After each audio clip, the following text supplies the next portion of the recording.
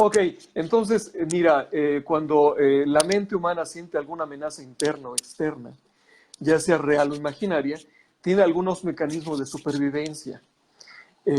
Una de las cosas que puedo hacer es reprimir, ¿no? Excluir ese hecho de la mente consciente y mandarlo al subconsciente. La otra es simple y sencillamente negarlo. Y una tercera que es además un mecanismo que me gusta mucho, no sé por qué, a lo mejor yo lo tengo, que se No, llama... no, no creas, no creas, júralo que sí. Tienes a ver, todos tú momento. también. A ver, conmigo no te metas, ¿sí? Mira, si tú eres el Yoda, si tú eres el Yoda de los mecanismos de defensa, yo soy el Yoda de los trastornos de personalidad. Conmigo no te No, metas, bueno, ¿sí? que Por ahora sí, favor. oye, como decía Pompín Iglesias, Quique, qué bonita familia, ¿no? Qué Ok. bonita familia. O sea, no, Mira, está padre. ya hablaremos de trastornos de personalidad y ese es mi medio, así que ahorita no te metes conmigo. Ajá. Como pez en el agua, como pez en el agua. Ok. Ok. Entonces Ok, el otro es. un tercer mecanismo de defensa se llama formación reactiva. Este deriva un comportamiento reactivo y voy a explicar en qué consiste. Fíjate que en el momento en el que algo me genera malestar muy intenso, en lugar de mandarlo al subconsciente o en lugar de negarlo, este mecanismo de defensa me va a provocar que yo actúe de manera completamente opuesta a mi sentimiento. Ahora lo explico. Vamos a suponer que a la jefa le acaban de asignar un nuevo asistente. Y este nuevo asistente es un tipazo, es joven, es de esos chavos de gimnasio, ¿no? Y resulta que despierta en ella un deseo sexual muy fuerte.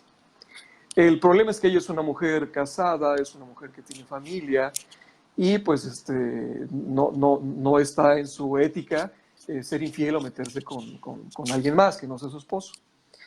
Entonces, su comportamiento es reactivo. Aunque ella tiene un deseo sexual muy intenso, el mecanismo de defensa va a hacer que ella sea muy hostil con él. Uh -huh. O sea, el comportamiento es completamente opuesto al sentimiento. A la inversa. Ok, A la ajá. inversa, exactamente. O sea, dentro de ella hay un deseo sexual enorme, pero por este comportamiento reactivo, ella se va a comportar muy hostil con él, al grado de que a lo mejor el joven diga, bueno, ¿qué diablos le hice para que me trata de esta forma, no? Es un mecanismo de defensa muy curioso, muy interesante. Espero que tengamos tiempo para que al final los ejemplos que voy a dar de películas es exactamente este mecanismo de defensa. Ah, ok, qué bueno que lo mencionas porque justo ahorita se me vino un ejemplo a la cabeza de una película, pero mejor me espero a que termines y ya al final damos los ejemplos. Ok, sí, como gustes, o si quieres comentarlo. Bueno, es que yo te iba a preguntar que por lo que yo estoy entendiendo, hay un caso muy similar en la película de la lista de Schindler, ¿no? O sea, no me acuerdo cómo se llama el Claro, personaje, pero es Ralph Amon, Fiennes, ¿no? Amon Get, Amon Get Amon Get, con Helen. con Helen, la chica Con judía. Helen, la chica judía, que Exacto, hay una exacto, relación ahí de, exacto. ¿no? De que la desea, le gusta, pero está ahí como que, o sea, sabe que es judía. No puede ser que a él le guste una judía. Le diste al clavo. Es un excelente ejemplo de formación reactiva, porque nos podemos dar cuenta que en el fondo él siente mucha atracción por Helen, ¿no? Pero en este conjunto de creencias que él tiene, este conjunto pues esta ideología que tiene en donde ve a los judíos como infrahumanos, ¿no?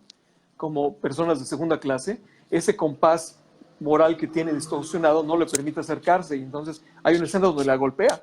Sí, sí, la golpea, la golpea. Y de hecho Hay hay una otra escena... escena donde Liam Neeson, que es Oscar Schindler, le dice a Helen, es que él está enamorado de ti, él te Sí, sí, desea, sí, ¿no? sí. Y ella se queda así, Sí. pero ¿cómo diablos me va a desear si me trata de esta Ajá. forma, ¿no? Sí, sí, sí, sí. Es un excelente ejemplo de formación reactiva, ¿sí? Te voy a platicar otro ejemplo que además es real, es real. Es un caso en el que igual una hija odia a la madre, pero genera un comportamiento reactivo, es decir, comienza a preocuparse demasiado y comienza a tenerle demasiadas atenciones a la madre. Ahora, pues alguien podrá decir, oye, pero pues, eso no es malo, no es bueno. La diferencia es que un comportamiento reactivo es obsesivo, es extravagante, es exagerado. Entonces, en ese momento es en el que podemos detectar un verdadero mecanismo de defensa, ¿no? Y el ejemplo que tú también diste es real. En el caso de Amon Get, de repente esos cambios son extravagantes, son excesivos, ¿no? Son obsesivos, ¿no? Ok, este mecanismo de defensa es interesante precisamente porque provoca el comportamiento opuesto a lo que tú sientes, ¿no? Ok, entonces, para ir recapitulando, una de las posibilidades que tiene el cerebro para defenderse es, uno, eludir el sentimiento o el problema, se manda al subconsciente, como es en el caso de la represión. Número dos, lo va a negar, como es el caso de la negación, o va a producir un comportamiento inverso a lo que tú estás sintiendo, ¿no? Entonces son esos tres mecanismos de defensa los primeros que hemos visto. Ahora, hay dos mecanismos de defensa que yo los veo como primos, se parecen pero no son iguales. Uno de ellos es la racionalización y el otro es la intelectualización. ¿Qué sucede en la racionalización? Se van a buscar excusas, razones para justificar un comportamiento inapropiado. Ahora, quiero hacer una aclaración. No me estoy refiriendo a la racionalización, al pensamiento lógico que nos lleva a descubrir la verdad. Ese pensamiento lógico busca ocultar la verdad. Y te voy a dar un ejemplo para que sea mucho más claro. Algo que nos sucede, yo creo que a casi todos los padres. Cuando nuestros hijos o nuestras hijas comienzan a pedir permiso para ir a fiestas, pues eso nos genera mucha ansiedad a los padres. Y por un lado, pues muy bien justificadas. Es decir, salir hoy de noche a lugares lejanos con gente que no sabes qué van a hacer, genera mucho estrés. Y cuando no los dejamos ir, una de las excusas muy utilizadas es: no te dejo ir y lo hago por tu bien. Entonces, si analizamos el razonamiento, no te dejo ir por tu bien, pues es lógico, es moralmente aceptable, pero en muchos casos oculta una motivación completamente ajena. Y te lo comento porque a mí me pasó y de repente me sigue pasando. Es decir, la idea de que mi hijo se vaya a alguna fiesta con jóvenes alocados, salvajes que desconozco y no sé qué van a hacer, me genera a mí mucha ansiedad. Pero también descubrí que mi deseo de estar tranquilo también es egoísta, porque no dejo a mi hijo vivir su vida, gozar de un momento y vivir sus propias experiencias. Entonces, estos razonamientos, esta racionalización de no te dejo ir por tu bien, en el fondo esconde un sentimiento muy egoísta, ¿no? Y sin embargo, la estructura suena bien, ¿no? Suena lógico, suena social y moralmente aceptable. Un caso similar es cuando algún ser querido está pasando por una enfermedad que lo va a llevar a la muerte. Y los parientes, ya sean los hijos o el esposo o la esposa, buscan infinidad de medios o ven infinidad de doctores o de especialistas para prolongar su vida. Y entonces el razonamiento es: bueno, yo lo quiero, es mi padre o es mi madre o es mi esposa, mi esposo, lo amo, no quiero que se muera, ¿no? Y volvemos a lo mismo, el razonamiento es lógico, es aceptable, pero en el fondo esconde un sentimiento de que no quiero vivir ese sufrimiento, no quiero pasar por eso. Aunque a lo mejor la muerte es lo mejor que le puede pasar a la persona que se enferma, nosotros nos aferramos a que no muera porque estamos pensando en nuestros sufrimientos. Es decir, finalmente también hay un motivo egoísta ahí, ¿no? Estos son casos de racionalización. Entonces, en este caso, la mente no va a mandar al subconsciente ese elemento, no lo va a negar, no va a provocar un comportamiento inverso, pero va a encontrar excusas, razonamientos muy bien armados para justificar el comportamiento. Ok. Ok, Y entonces, y este es distinto del de la intelectualización, ¿y qué? la intelectual, sí, ¿O son es lo parecidos. mismo? No, son Son muy diferentes. no, no, no es lo mismo. Decías que se parecen mucho porque son como primos, ¿no? El de mecanismo de defensa de la racionalización y el de la intelectualización. Se parecen mucho. Digamos que se parecen en el exterior, pero mira, voy a explicar ahora la diferencia y voy a tomar otra vez el caso de una persona a la que se le diagnostica una enfermedad terminal. ¿En qué consiste la Ujú. intelectualización?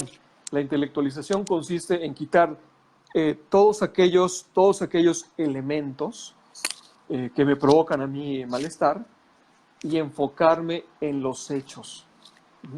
Es decir, esta persona va a comenzar a investigar eh, todo acerca de esta enfermedad que le está padeciendo. ¿Sí? Es decir, es un mecanismo de defensa que podemos considerar como positivo, un mecanismo de defensa que podemos considerar como maduro, este, porque realmente canaliza esa energía de tal forma que a mí me permite entender mejor lo que está sucediendo conmigo y finalmente Ujú, aceptarlo, ¿no? Entonces, si te ujú. das cuenta, no es lo mismo. En No. la racionalización, yo voy a armar argumentos para justificar mi comportamiento y en la intelectualización, yo me voy a concentrar en los hechos y voy a quitar aquellos estímulos, aquellos sentimientos, ideas que me provocan a mí un gran nivel de ansiedad o estrés o dolor. Y fíjate que hay un ejemplo buenísimo. Hay una película que se llama Todo el dinero del mundo, dirigida por Ridley Scott, es del 2017, si no mal recuerdo, y protagonizada por Michelle Williams. Es medio biográfica y resulta que aquí a Michelle Williams le Del secuestran a... millonario, ¿verdad? De la Exactamente, vida del ajá, millonario. Sí, sí, sí, ajá, sí. Que fue de la exactamente. vida real. Ajá. Ajá, le secuestran a su hijo, unos criminales italianos, le secuestran a su hijo y resulta que él es el hijo de John Paul Getty primero. John Paul Getty en los 70s fue considerado el hombre más rico del mundo. Más rico del mundo. Ujú. Ajá. Lo que sucede es que John Paul Getty, que es el abuelo, no accede a dar dinero para el rescate de su nieto. Ujú. Entonces los criminales se desesperan y le cortan una oreja al joven, al muchacho, Al joven. Ajá. que es John Paul Getty III, y envían esta oreja a un periódico italiano y bueno, pues el periódico italiano contacta a la mamá. Entonces, es terrible, bueno, para mí fue terrible imaginar cuál iba a ser la reacción de la madre al ver la oreja de su hijo, ¿no? Me tenía así, Ujú. ¿no? ¿Qué va a hacer? Y no sé si recuerdes que en el momento en el que llega al periódico y le enseñan la oreja de su hijo, lo primero que hace es sonreír y luego dice, está vivo. La escena es maravillosa, la escena, o Sí, sea, porque sí, de todo sí. lo que yo pude imaginarme Imaginar. iba Ajá. a pasar, bueno, lo que menos imaginé es que fuera a sonreír y decir, está vivo. Ese es un claro ejemplo de intelectualización, porque ella se está centrando en el hecho, o sea, eh, hizo a un lado la idea de que el hijo está secuestrado, de que le está pasando muy mal, de que seguramente lo están torturando, y se concentra en el hecho, ¿no? Está vivo. Este es un ejemplo muy bueno, muy claro de intelectualización, y además en la película está muy bien utilizado, ¿no? La Ujú. película se aleja un poquito de dramatismos o de tragedias, ¿no? Del Se centra victimismo, ¿no? Del victimismo, porque exactamente, además ajá. el personaje de Michelle Williams, que además ella hay que apuntar que es una excelente actriz, muy buena. Sí. O sea, efectivamente las reacciones que ella tiene durante todo el drama son completamente fuera de lo que nosotros esperaríamos que ella se comportara o que podría ser en cualquier otro formato de otra historia, ¿no? O sea, por Sí, decirlo de alguna manera. porque fíjate que efectivamente lo que este personaje hace es intelectualizar todo el tiempo. Ella se concentra en los hechos, en lo que es, en lo que puedo manejar, Sí, en lo que sí, puedo ver, sí. en lo que puedo manejar, ¿no? Incluso hay partes porque todo eso es en Italia, donde incluso la sociedad italiana la critica, ¿no? No sé si recuerdes, que la critica Sí, de cómo es sí, sí. posible que ella esté tan tranquila en un momento en el que cualquier otra madre estaría muriéndose, ¿no?